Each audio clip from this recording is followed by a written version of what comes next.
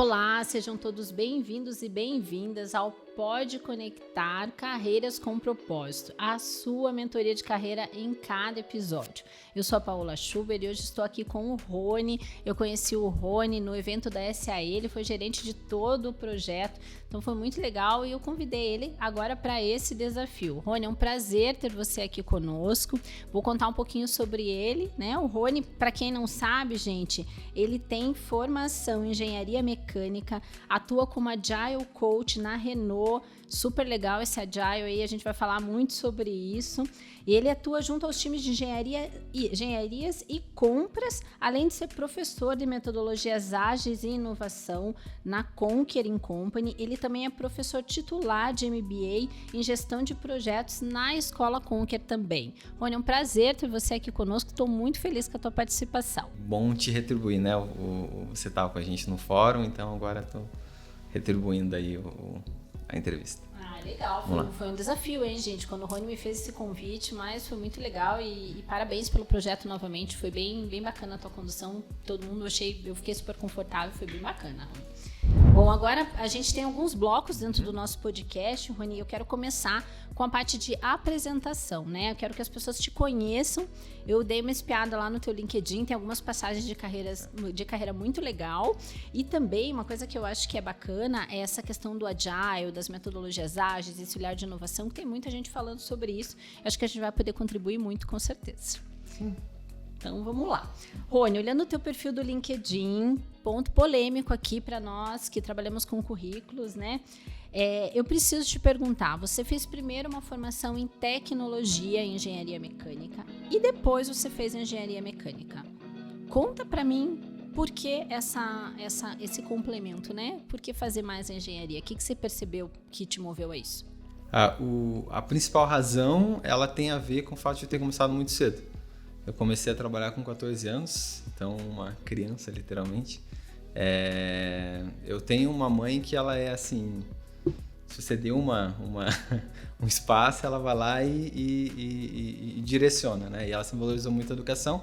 Eu tenho um tio que trabalhou muito tempo na Bosch, e aí a Bosch tem um processo de menor aprendiz, né? Na época, você entrava lá de 14 a 15 anos e 10 meses, trabalhava meio período no Senai, e meio período na Bosch, e de noite você estudava, porque você tem 14 anos, você precisa fazer ensino médio ainda. E aí quando eu tinha, sei lá, uns 12, 13 anos, meu tio falou, quando ele tiver 14, eu vou indicar ele para o processo seletivo. E foi só isso. Quando eu tinha 14, minha mãe levou lá na porta do meu tio para bater na porta e falar, né, fez 14, e agora? Agora espera o processo seletivo. E aí chegou o processo seletivo, então estou eu lá com 14 anos, com os documentos na frente da empresa, numa fila, ninguém me falou que era bastante gente, né? A fila dava a volta na empresa, assim, e eram mais 600 pessoas para 12 vagas. Aí eu fiz o processo, passei na primeira fase, passei na segunda, aí ficou uns 40 para 12, 30 para 12. Quando chegou no finzinho, eu não passei, eu reprovei. Mas eu pensei, tô com 14, tenho mais uns 2 tiros ainda para dar, né? E vou conseguir entrar aqui. Passou um mês, mais ou menos, eu recebi uma ligação em casa dizendo que um dos candidatos tinha desistido e sobrou e eu devia ser o 13º, 14º. Se eu queria, eu falei, quero. E aí comecei. Então, assim, eu comecei no susto a trabalhar, né? Eu brinco com os alunos, falo que eu tinha 42 quilos, aparelho na boca, né? Era o típico adolescente. Aí comecei lá muito cedo. E aí, esse curso de tecnologia, ele vinha junto, né? Então, por 2 anos eu fazia isso. Eu trabalhava na Bosch de manhã, aí saía, ia para o Senai, fazia tecnologia no Senai, e à noite ia para a escola. Como casava tudo muito junto, não dava nem tempo de ir para casa, assim, tinha que pegar uns ônibus para ir para a escola. Então, ia para o terminal, dava uma voltinha no terminal para gastar um pouquinho de tempo, e tinha que pegar 3 ônibus, foi para a escola, ia para a escola. E aí chegava em casa, e hoje eu penso, né, que mãe é essa, né, deixar um filho de 14 anos sair 7 horas da manhã e voltar meia-noite para casa. E essa foi a minha rotina, daí até os 27 anos mais ou menos, trabalhando, estudando, às vezes já sábado, às vezes de noite, mas sempre foi nesse ritmo. Quando eu fiz 16 anos, 17 anos, né, que eu me formei nesse período do Senai, eu ainda era de menor. Isso era um passivo trabalhista para a empresa, porque ela não pode me contratar como um oficial. E ela também não tem muito mais o que ensinar de aprendizagem, eu já passei pelo curso.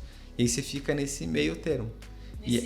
Nesse limbo. É um limbo literal. E eu fiquei 2 anos nesse porque eu entrei. O ideal não era que eles pegassem com 14, eles pegam com 15, né, mais perto, 15 anos e 10 meses, quase 16. Pra hora que terminar já tá perto dos 18. E aí ficou eu e um colega meu lá, que eram os 2 mascotinhos da turma, por 2 anos meio que nesse limbo. E aí nesse limbo foi um momento que eu comecei a conhecer engenheiros. E aí chegava um engenheiro lá, eu era um moleque, chegava um engenheiro lá e falou, nossa, você quer não ser iluminado, assim, né? Que ele falava as coisas, o pessoal mudava os projetos, fazia tudo de acordo. E você conversava com eles, você via que muitos deles moraram na Alemanha, viajaram e tal. Eu falei, pô, é isso que eu quero da minha vida. Bateu o coração. Bateu, eu falei, não, eu quero esse negócio aí. E aí, então, a mudança para engenharia mecânica veio disso. A partir do momento que eu conheci, eu descobri o que fazia um engenheiro, né? Aí eu falei, é isso que eu quero trabalhar na engenharia. Tinha um prédio lá, era bem emblemático, assim, tinha um prédio específico da engenharia e tal, que só engenheiro podia entrar, eles batiam um castelo e falaram, aqui que eu quero trabalhar. E aí, então, foi isso, né? A tecnologia foi um período antes me preparar para fazer engenharia depois. Entendi, perfeito. E você sentiu alguma dificuldade por ter a formação em tecnologia? Deu esse tempo? Porque uma coisa que a gente percebe aqui é que muitas empresas, quando contratam com o cargo de engenheiro, a gente não consegue contratar tecnólogos.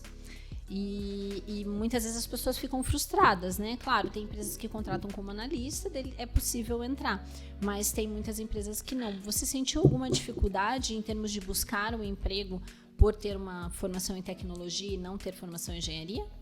Eu não senti porque eu já estava dentro da Bosch, já estava nesse período. Mas se eu não estivesse, eu acho que eu ia sentir sim um pouco. Existe E aí o curso de tecnologia ele é um curso longo, né? E aí então você fica 2 anos, 3 anos, e aí sempre fico pensando, pô, será que se eu tivesse feito 1 a mais, 2 a mais, eu teria feito engenharia? Na época, eu me formei em deixa eu fazer as contas, 2011, 2012, por aí. Era uma época que o engenheiro tava bombando no mercado, assim, tinha muita vaga.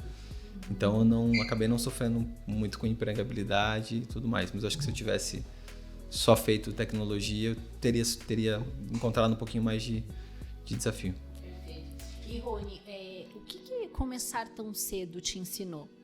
O que deu o tom da tua carreira de começar tão cedo a trabalhar? Me formou o caráter, porque com 14 anos ser uma criança literalmente, então eu tive a sorte de trabalhar numa empresa alemã. Então tem uma cultura muito correta, de muito respeito, de fazer as coisas certas, de não, sabe, fazer tudo de acordo. Então isso me formou e me ensinou muita coisa, né?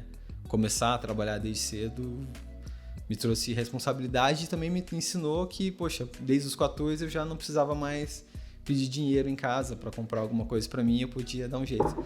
Só que o que não me ensinaram e aprendi na prática, se eu pudesse eu mudaria, é que com 14 anos você é muito levado pelo vento, assim. Então eu não tinha, e ninguém, né, meus pais me ensinaram muita coisa, mas essa veia empreendedora, assim, eles não têm. Então ninguém, para os meus pais, se eu estou trabalhando na Bosch, nossa, que bom, pode ficar aí até o final da vida, que é uma boa empresa. Mas ninguém falou para mim sobre um plano de carreira, ninguém falou para mim sobre falar sobre salário. E aí quando eu estou nesse período desses 16 a 18 anos, eu tenho uma expectativa de ficar numa área específica lá. Não era engenharia ainda, mas eu estava na ferramentaria. E aí eu estou nessa expectativa, mas ela é dentro de mim, eu nunca falei para ninguém isso. Hoje eu percebo que eu devia ter falado. E aí quando chega perto dos 18, eu tô com uma expectativa e aí a empresa vem e me diz que esquece, você vai fazer outra coisa. E ninguém sabia o que eu queria. Então, nesse período, principalmente ali nos 16, 17, 18, até uns 19, eu perdi muita oportunidade, assim, coisa que eu gostaria de ter feito, mas eu fiquei esperando a empresa vir me dar de mão beijada, né, não de mão beijada, mas reconhecer o trabalho e trazer. E aí que eu, apanhando aqui, né, e rodando umas áreas lá que eu não queria muito, que eu descobri, não, preciso Então eu preciso dizer o que eu quero. Perfeito. E até pegando um gancho disso que você está trazendo, Rony, geralmente as pessoas que vão muito para a área técnica, elas ficam muito tempo focadas em se desenvolver tecnicamente. O que você fez para promover o teu autoconhecimento? Para você conseguir saber o que você queria, né? Saber o que você quer fazer. Porque a gente tem um movimento legal de carreira que você fez aqui, que depois eu vou contar para vocês.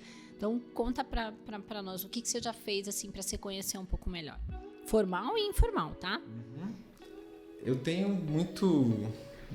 muitos amigos e muita gente que apoia e suporta ao lado, então elas me ajudam a me conhecer. Então, por exemplo, nesses momentos que eu queria ir para algum lugar e não dava certo, eu queria ir para outro e não dava certo, eu tive pessoas que me auxiliavam, mas que me ensinavam nesse sentido.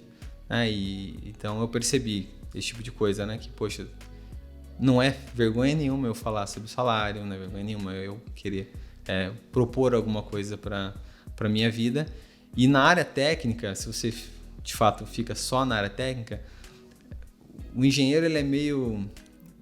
Não é certo falar, mas ele é meio preconceituoso no sentido de que ele valoriza muito o conhecimento técnico. Então, por exemplo, né, eu tô indo para uma área mais técnica e eu tô entendendo, sei lá, tô numa área de motores, agora entendo de combustão, tá? Então, o pensamento natural na cabeça do engenheiro é que daqui a pouco eu vou entender de combustão, daqui a pouco agora eu vou entender um pouquinho mais sobre a transmissão e o powertrain do motor, daqui a pouco eu vou entender um pouquinho mais sobre a emissão e eu vou crescendo o escopo, e aí quando eu souber de tudo isso eu vou ser gerente. Só que ninguém falou que, cara, o que você menos vai fazer, se você for gerente, é cuidar desses pedaços.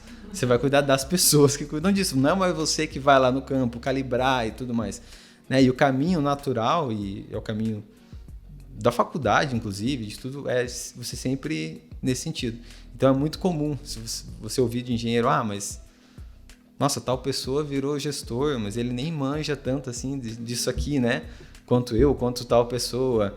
Mas é porque ele vai gerir pessoas, não as peças, né? Já tem você que é bom naquele negócio ali. Então, isso é apanhando e vendo os outros, de certa forma, ter um certo sucesso. E aí você vai percebendo. E aí isso, acho que é algo meu, assim. Eu tenho um radar legal, assim. Eu apanho e tal, mas eu percebo e consigo ir mudando o foco. Legal. Olha só, essa super dica que o Rony trouxe aqui. Eu escuto muito isso nas mentorias. Mas ele tem muito menos conhecimento que eu e ele ganhou ele conseguiu a vaga e não eu. Eu escuto muito isso. Por quê? Porque ele não precisa entender tecnicamente, gente. Ele precisa entender de gente. Então, muitas vezes, se você não está crescendo, é importante você olhar para o quanto você está fazendo para desenvolver teu relacionamento, para desenvolver suas competências, para assumir aquele determinado cargo. As pessoas não pensam muito nisso mesmo. E principalmente nas áreas técnicas, eu percebo que há uma racionalização mesmo, né? Então vou fazer isso e daí vou virar gerente. E não é, né? Realmente não são essas pessoas mais que estão crescendo, né? O mercado mudou. Perfeito, adorei essa analogia. Rony, e quem é você fora do trabalho? Pelo que as pessoas que não trabalham com você te reconhecem? Fora do trabalho eu sou músico. Músico, conta pra nós isso. Sou músico, eu toco desde criança, meu pai é guitarrista, e então desde criança eu nasci já com fone de ouvido e aprendendo a tocar com ele. Então acho que essa é a minha paixão. Conta pra nós, qual o ritmo? Eu sou roqueiro. Você é do rock and roll? Sou do rock. Gosto muito, toco contrabaixo, violão e arranho um pouquinho de piano e cantos também. Então a música tá na família. O pai e a mãe gostam muito. Que mais? Eu sou alguém que aprendeu inglês jogando videogame, que ganhou um videogame lá com 8 anos, 7 anos, e tudo era em inglês, e queria jogar uns jogos lá que eram um pouquinho mais complexos. E aí eu pegava um dicionário e jogava um pouquinho, dicionário, palavra lá. E aí um dia eu descobri que eu sabia falar inglês. Nunca fiz aula assim. Uau. Simplesmente do nada brotou tem um momento que chega uma alemã estagiária lá na Bosch lá, e eu comecei a falar com ela, falei, eu falo esse negócio. Né?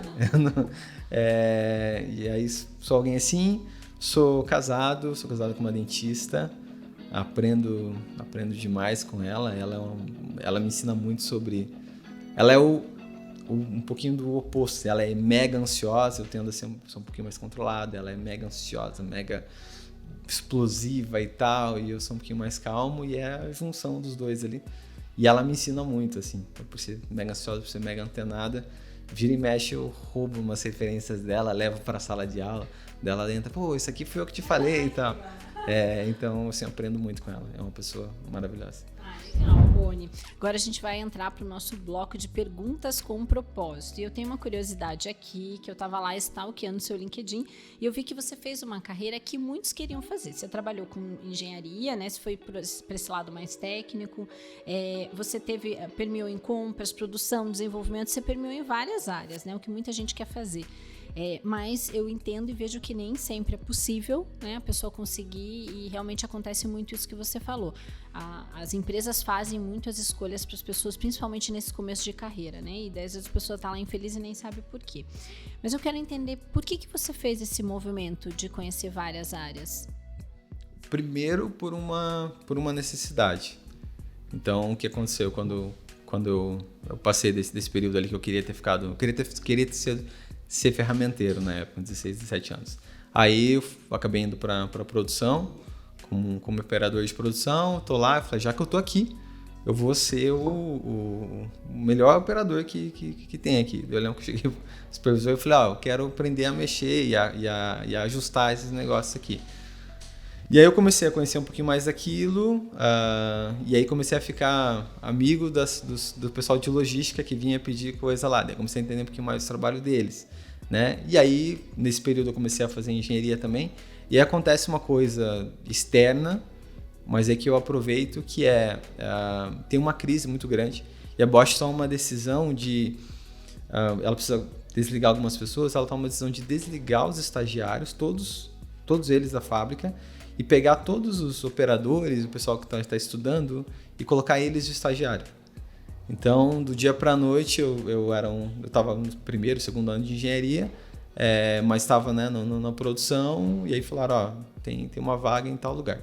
Eu fui para um setor de compras.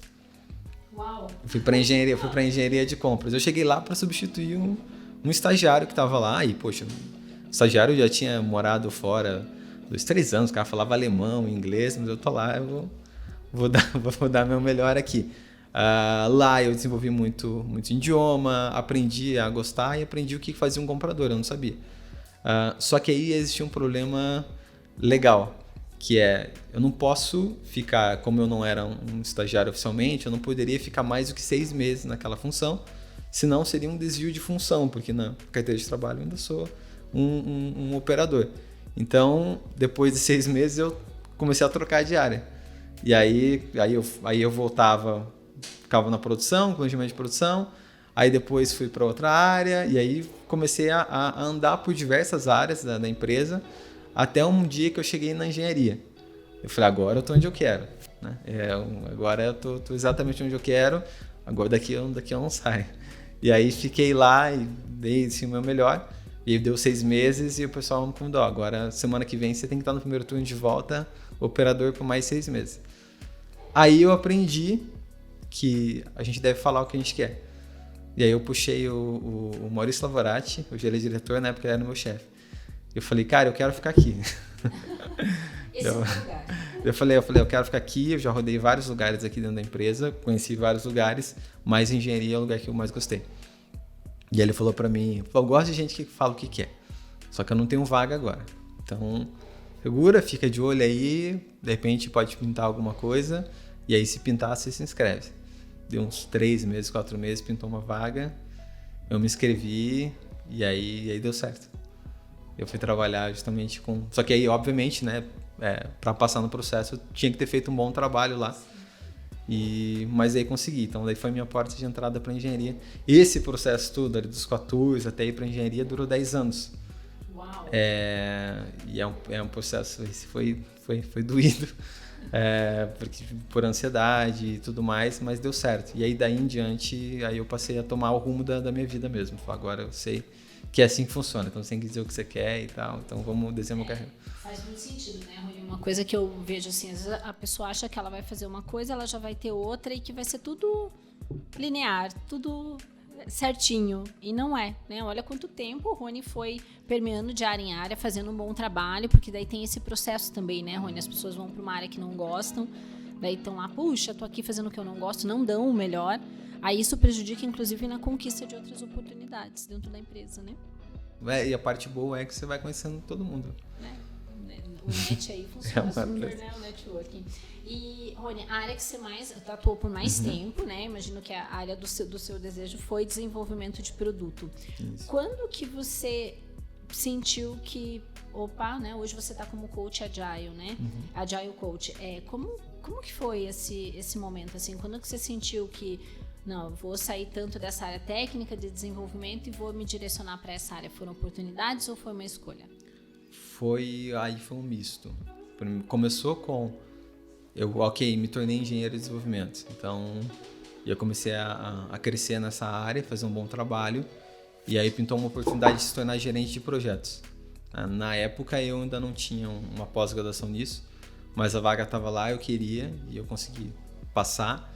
E ele falou, agora eu sou gerente de projetos da engenharia.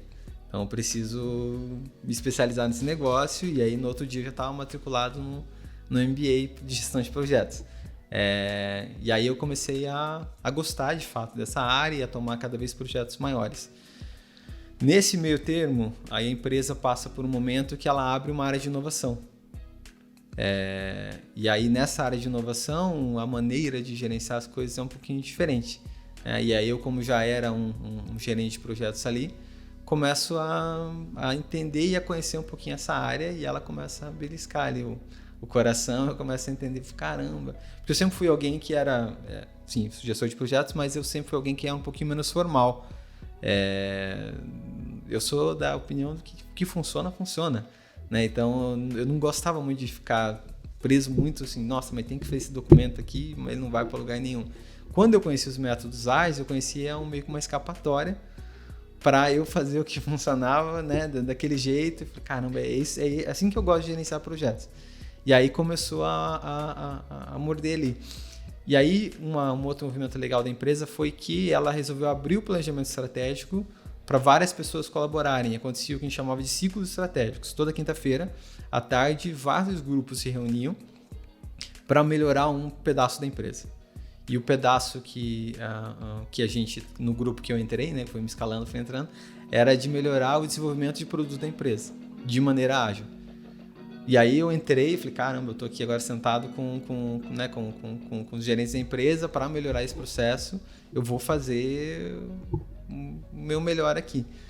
E ali eu conheci, de fato, não sabia nada, né, como eles de metodologias ágeis, mas aí eu comecei vamos puxar um projeto ágil aqui. O primeiro que vier eu vou puxar de uma maneira diferente. E fui conhecendo o mundo e foi abrindo um leque todo assim. Nesse período eu me torno o treinador, começo a me tornar uma referência de métodos ágeis e me torno treinador e quando eu percebo eu estou fazendo muito mais desse treinamento, desse coaching das equipes do que os projetos em si. E aí eu falei, caramba, mudou minha carreira. Mudei de profissão, mudei de cargo. E conta pra nós, né? Acho que muita gente fala de metodologias ágeis, fala do papel do coach agile dentro das equipes, mas não é todo mundo que tem claro esse conceito. O que é o teu papel hoje? Conta pra nós sobre esse papel e sobre essas metodologias ágeis. Projetos, de uma maneira geral, ele pode ser representado num triângulo. A gente fala que é o escopo, é o que eu tenho que fazer, quanto vai custar e quanto tempo vai levar. Isso a gente chama isso de triângulo da restrição. Né? Toda vez que eu puxo um, eu faço o outro. Se eu quiser fazer em menos tempo, provavelmente vai custar mais, ou vou entregar menos. Se eu quiser fazer isso se eu colocar mais dinheiro, provavelmente eu consigo aumentar o escopo e um está sempre puxando o outro. É assim que a gente projeta, é assim que a gente fez projetos desde sempre. Então é sempre um contrato. Né? Eu converso com o meu cliente, ele diz para mim o que ele quer, a gente assina um contrato e digo, eu vou te entregar isso enquanto o que você me pede está nesse contrato. Então eu vou te entregar exatamente isso e vai custar tanto e vai vai levar tanto tempo, e o papel do gestor de projetos, por isso que existe até uma síndrome de super-herói, é de bater no peito e falar, ó, deixa que eu vou garantir o resto. Se você garantir o escopo para mim, que isso aqui é isso aqui, eu garanto todo o resto. O que aconteceu foi que no final dos anos 90, mais ou menos, para cá, né, nos Estados Unidos um pouquinho antes, a gente começou a desenvolver software. E nenhum cliente conseguia dizer para a gente o que ele queria. Porque é software, as pessoas não sabiam o que é um e-commerce, não sabiam o que é um sistema operacional, não sabiam o que é nuvem, nada disso. E aí nenhum cliente conseguia dizer o que queria. E o que acontecia é que todos os projetos que eram entregues naquela época eram fracassos, porque a gente não entregava o que o cliente não queria. Um exemplo disso que eu gosto de citar é a Microsoft, com os Windows, né? O Windows, geralmente se fala assim, o Windows 98 foi bom, o Millennium não foi, o XP foi bom, o Vista não foi. O que ela está fazendo? A cada 3 anos ela está te entregando um negócio que ela não sabe se você quer. Aí você diz, não queria isso, queria outro, tá, beleza. Ela volta 3 anos depois e te entrega um negócio legal. O que as pessoas mais inteligentes aí do que eu fizeram nos anos 90? Se o meu cliente não sabe o que ele quer, eu vou mudar a lógica do triângulo. Em vez de você me dizer o que você quer e eu te dizer que vai custar tanto, vai dar tanto, me dá um pouco de dinheiro e me dá um tempo. Me dá 2 semanas e me dá tanto de dinheiro, eu vou te entregar um pedaço. E você vai me dizer se faz sentido para você ou não.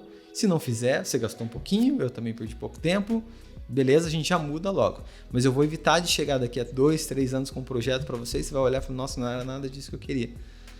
E aí chamou-se isso, né, de metodologias ágeis, porque ela, por si só, ela faz isso em que a gente chama de sprints, em ciclos rápidos, né, 2, 4 semanas, e ela entrega um pouco, vê se o cliente quer e volta. A gente vê isso muito claro nas notificações dos aplicativos, né? Você acorda, o teu aplicativo do banco agora está na versão 48.22.235.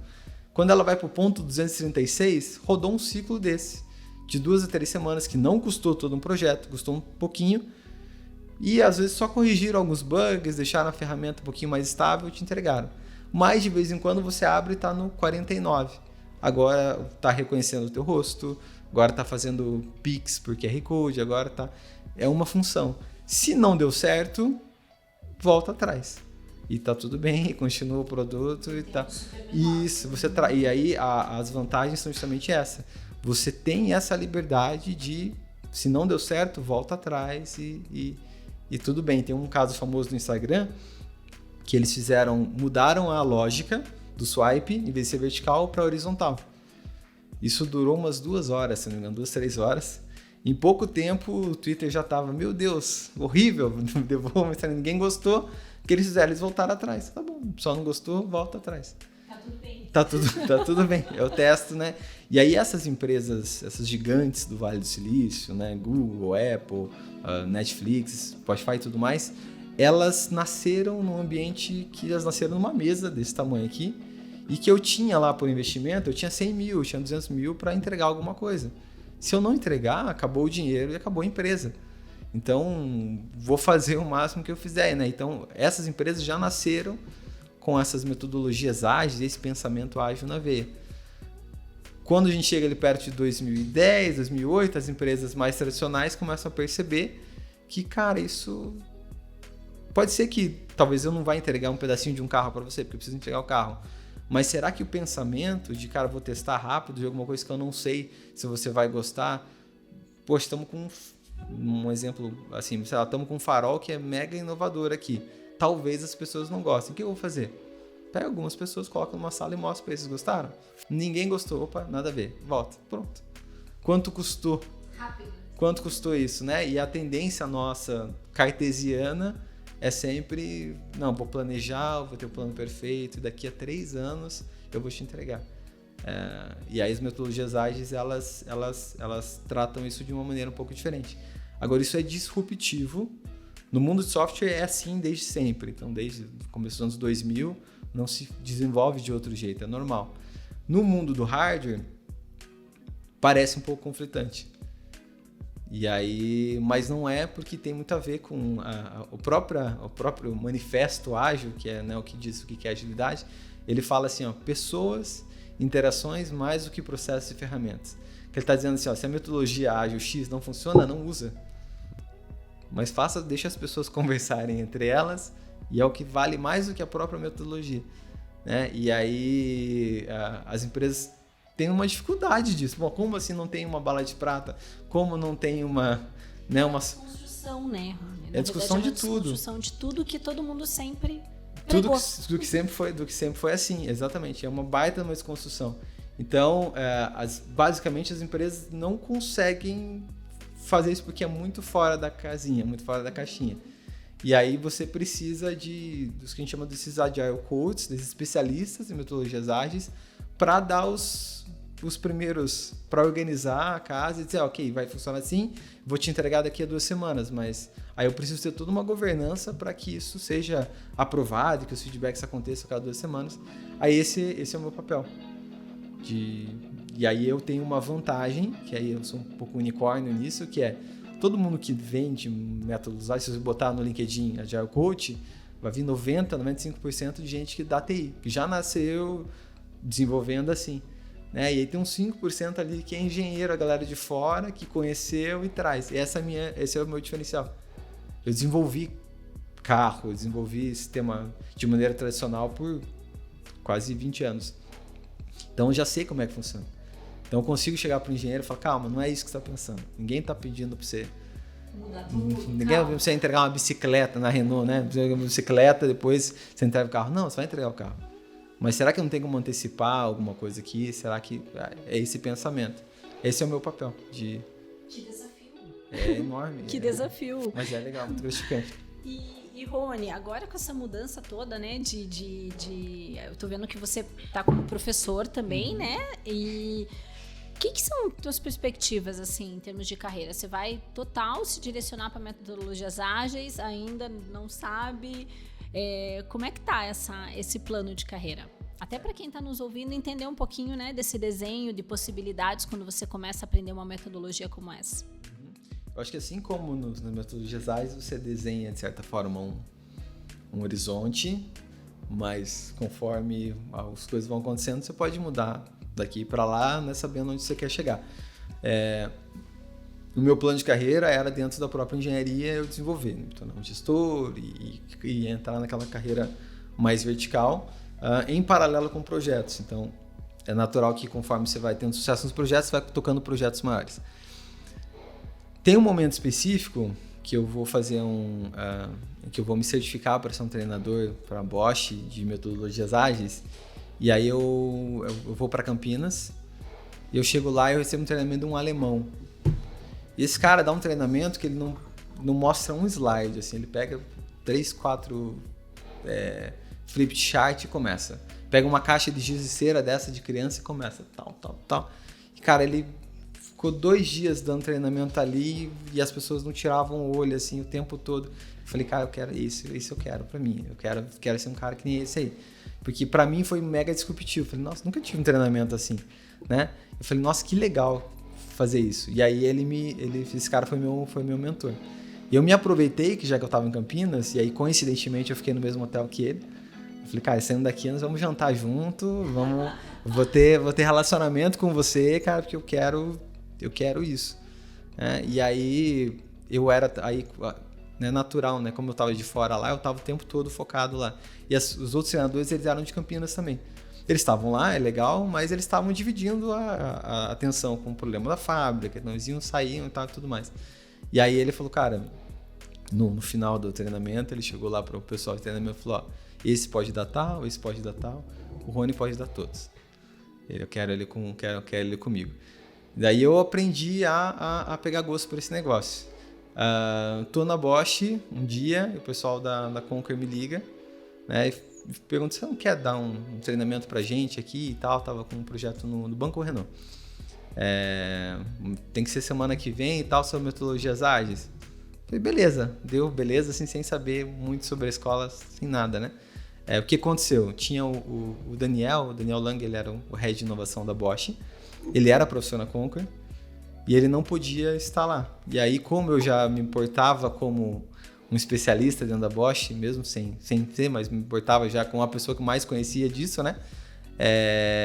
Ele falou, o Rony manja disso aqui. Aí me indicou, E aí é um one shot, né? Daí eu cheguei na Conquer, eu dei a melhor aula que eu podia dar. E aí, dali, cara, você vai ser o head de conteúdo, as aulas de metodologias ágeis é você que vai tocar. E aí, uma semana depois, já estava viajando para São Paulo, fazer treinamento com o Cinemark, com outras várias empresas legais. E nessa correria, conheci e me apaixonei. Então, assim, o Rony professor nasceu disso.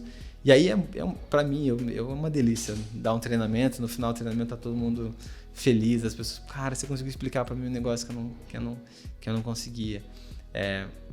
Em paralelo, aí abre o Rony PJ, que abre aí uma consultoria. Então, acho que esse é um caminho para o futuro também, que eu quero manter. Então, de dar consultoria nisso, em gestão de projetos, em inovação e tudo mais. Professor e meu trabalho atual. Esse é o caminho. E aí, assim, eu tenho um background então, tanto de engenharia, então posso seguir uma carreira, né, em engenharia, mas também hoje eu estou ligado à TI, por exemplo. Então eu posso seguir uma carreira na TI, o caminho que está se desenhando é justamente o caminho que está se desenhando é justamente disso, então de uma área mais de estratégica, gestão de projetos, aí tem toda uma carreira nesse meio. E Rony, o que você aconselha para quem está nos ouvindo que quer trabalhar com metodologias ágeis, né? Quer dar uma mudada na carreira independente da área que atua, né? Não só para engenharias, porque metodologias ágeis se aplicam em qualquer lugar. O que você aconselha? O que a pessoa precisa fazer para ela começar a se familiarizar e direcionar um pouquinho a carreira para isso também? A parte legal é usar a tecnologia a favor. Então, uma das coisas legais das metodologias ágeis, desse mundo de inovação, é que é meio que feio você esconder as coisas. Transparência é um valor muito interessante da comunidade. Então, é tudo muito aberto. Então, se você procurar no Google, você vai encontrar como é que o Spotify trabalha, você vai encontrar como é que a Netflix trabalha, você vai encontrar como é que o Google trabalha. Tudo é muito aberto. Então, e tudo de graça. A grande maioria dessas coisas. Então, o primeiro passo é procurar e aí você vai encontrar vários conteúdos de graça. Vai te levar até um tanto, né? E aí depois você pode caminhar para uma certificação ou fazer uma pós, né? Por exemplo, na própria Conquer, a gente tem um MBA em gestão de projetos, que você vai aprender o tradicional, você vai aprender o ágil também, e aí você se desenvolve mais. Mas no começo tem muito material gratuito. Se você souber falar inglês, ajuda ainda mais. Mas já tem um baita de uma linha assim para você seguir. Super dica do Rony aí. Agora, Rony, a gente vai entrar em perguntas de significado. Eu vou te trazer umas palavras e eu quero que você traga o significado delas para nós. Inteligência artificial. É o presente, mas não é o futuro. Carreira. Carreira, você quem faz. Soft skills. Soft skills são essenciais, muito importantes. Desafios. Desafios são necessários, doídos, mas necessários. Ponto de equilíbrio. Família, música, fé. Você tem alguma frase inspiradora, aquela que você leva pra vida? Eu gosto muito Não vem nenhuma na cabeça, mas vem várias do Peter Drucker, eu adoro aquele cara. Ele é ótimo. E eu gosto muito que ele agora tem a da fugiu cultura, a frase. Né? Mas a cultura e tem a da eficiência. É muito melhor fazer a coisa certa de maneira errada do que a coisa errada de maneira certa. Deixa eu só pegar complexa, né? Dessa diferença o conceito você pode ser mega eficiente fazendo uma coisa que não é boa. E aí você melhora, mas você não devia estar fazendo aquilo.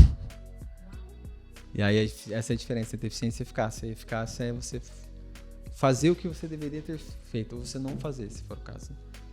E aí a gente, no contexto, né, o cara fala isso, ele fala, a gente tá em 1980. Ele falou, acabei de visitar a cidade do México e acabei de ver pessoas com máscara na rua porque tem tanta fumaça saindo de carro que elas não estão conseguindo respirar. E a gente tá falando como é que a gente pode produzir mais carro. Mas a gente talvez não devesse estar fazendo carro. A gente devia estar cuidando. Daí ele falou ele fala justamente isso. Ele falou, é muito melhor você fazer a coisa certa, mesmo que seja de maneira errada, do que fazer a coisa errada de maneira certa e cada vez mais eficiente. bem no... Impactante, né? Muito legal. E aí ele fala essa é a diferença entre eficiência e eficácia, né? Mas a gente ainda provoca, fala, mas a gente ainda não é eficaz o suficiente para ter essa conversa. Nos anos 80 ele fala isso, cara. Muito legal. É visionário. E agora a última pergunta, tá? Que é uma pergunta que tem muito significado para mim, justamente porque foi a origem da criação desse podcast e eu tô fazendo isso para todo mundo. Eu quero saber de você, por que você faz o que você faz? Eu faço o que eu faço porque eu adoro o sorriso das pessoas e a sensação de trabalho bem feito. Do alívio, do tim-tim, de celebrar no final. Acho que é uma sensação muito gostosa. E aí, né, no mundo que eu tô hoje, saber também que eu participei de mudanças transformacionais. Eu acho que, graças a Deus, eu nasci num tempo legal que eu tô podendo viver grandes mudanças, né? Um momento bem grande de mudança. Então, saber que eu construí um pedaço da área de inovação da Bosch, saber que eu estava ali quando a gente deu o nome da área, saber que agora na Renault a gente está fazendo um negócio que é mega transformador e todo mundo pergunta, e aí saber que eu estava ali também, que estava dando nome, estava criando, né, o playbook, como é que a gente trabalha, saber que eu ajudei a criar aquilo, eu acho sensacional, assim. É o senso de realização, né? É o senso, exatamente. É o senso de realização, fundamental. Rony, muito obrigada por estar aqui conosco. Acho que é um tema super em alta, super interessante. A gente acompanha essas transformações de mercado. De repente está todo mundo indo para o lado, de repente não tem que ir para outro. Eu acho que o grande desafio está nisso, né? E as metodologias ágeis vieram justamente para isso, para desconstruir. Eu vejo que tem muita gente que a gente pode impactar com esse conteúdo, no sentido de despertar algumas coisas que talvez a pessoa não está vendo ali. E estou muito grata da tua participação, muito obrigada. Tenho certeza que a gente vai contribuir para muita gente. Obrigado a você. E chegamos ao fim do 6º episódio do Pode Conectar com o Rony, que contribuiu muito sobre metodologias ágeis, que tenho certeza que vai fazer muita diferença para a sua carreira. Então, acompanhe aqui, curta e compartilhe. Não esquece de deixar o like aqui no canal. Obrigada!